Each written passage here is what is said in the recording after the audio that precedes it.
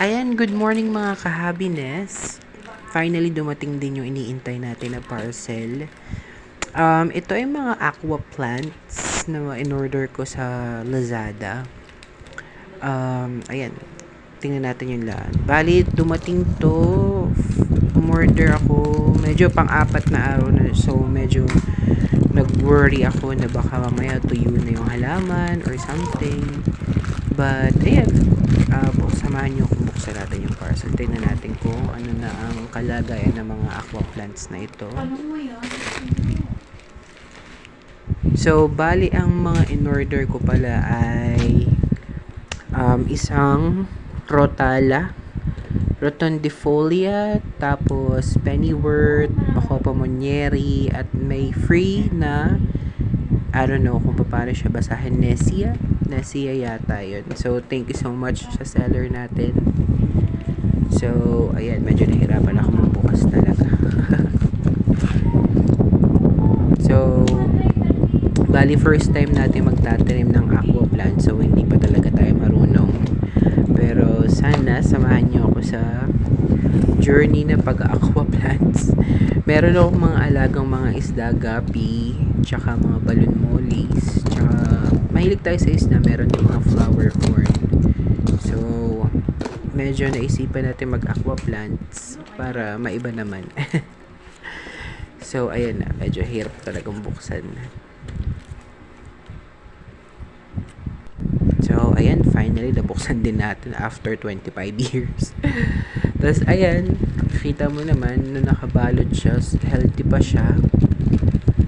After 4 days na travel. So, ayan, healthy pa. Yan yung bacopa monnieri. So, parang 10 stems to. Tapos, nakalagay na may free daw. Ay, parang 5 stems lang pala yun. Tapos, ito, pennywort.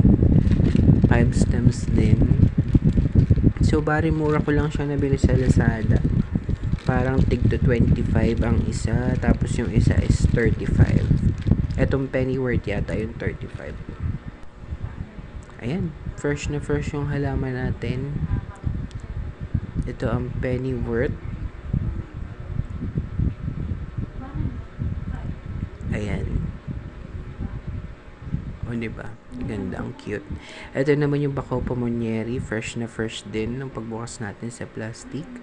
Buhay na buhay. Green na green. Ayan. Ito naman, pinagsama na pala to. Akala ko isang halaman lang siya. Pero magkasama na pala. Nakasama pala dito yung libreng isa. Ito yung in-order ko talagang rotala.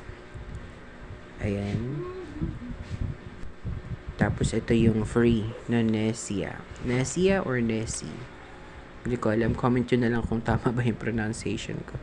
So, ayan. Ito na yung mga paglalagyan ko pagtataniman ko. Naghanap ako ng mga plastic container. So, at ito yun naman yung garden soil ng nanay ko. Kasi nanay ko is plantita. So, ayan. Tayo magbubungkal. Ayan. So, ito na nga. Nalagay na natin dito ngayon yung mga yung garden soil doon sa plastic container. Dapat may kalhook pa tong something na nakikita ko sa YouTube. Pero, feeling ko okay naman itong garden soil. At yun na nga.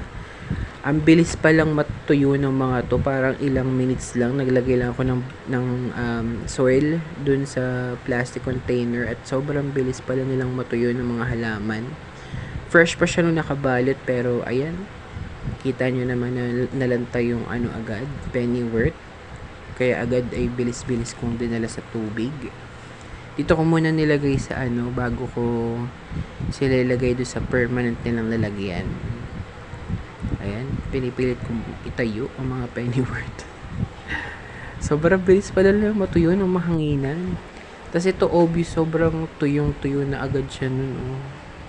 Akala ko pero tingnan natin kung mabuhay pa. Ilagay muna natin sa tubig. Ayan, medyo dyan muna for a few minutes habang ayusin ko. Ayan, nagmamadali ako dyan kasi nga natuyo talaga sila agad.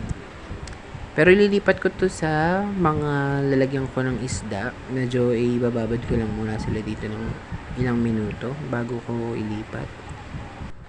Tapos ito na yung ating bako pamonyeri na hindi naman agad natuyo pero parang nawala yung freshness niya, parang ganun. So ayan, ilagay ko na agad yan. Ito, mapapansin nyo may kangkong tayo dyan. Kakabili lang ng nanay ko kahapon. So ayan, yun sila mga aqua plants natin na natuyo agad. Tapos ayan na nga, nilagay ko na sila doon sa mga tangke. Ito yung Phrenology Onesia, tapos ito naman yung Rotala. Ayan, sana mabuhay sila dyan. Feeling ko naman mabubuhay na sila kasi nakalagay na sila sa tubig. Ayan, top view. Okay, goods. Ito naman ang ating bako pamonyeri, green water yan. Kasi kasama nila ang full gold na gapi ko. So, pag full gold gapi, feeling ko mas matingkad ang pagka gold nila kapag green water. So, dito ko siya nilagay. Kasi wala naman tong aeration. So, yeah. Pagiging additional aeration niya ng mga gapi ko dito. Tapos, ito na yung pennyworth. Kasama naman nila yung mga RDSS kong mga gapi. So, ayan. Sana mabuhay silang lahat at maging healthy. So, bali, ayun. So, ayun. Kung nagustuhan mo naman ang video na ito, paki-like naman at saka subscribe na din. Paki-hit na rin yung notification bell para mas updated kayo sa mga susunod na kabanata or next na i-upload kong videos. Tapos, comment ka na din para masabi mo sa akin kung tama ba yung mga ginawa ko sa pagtatanim ng aqua plants na ito. Yun lang at maraming salamat. Bye-bye!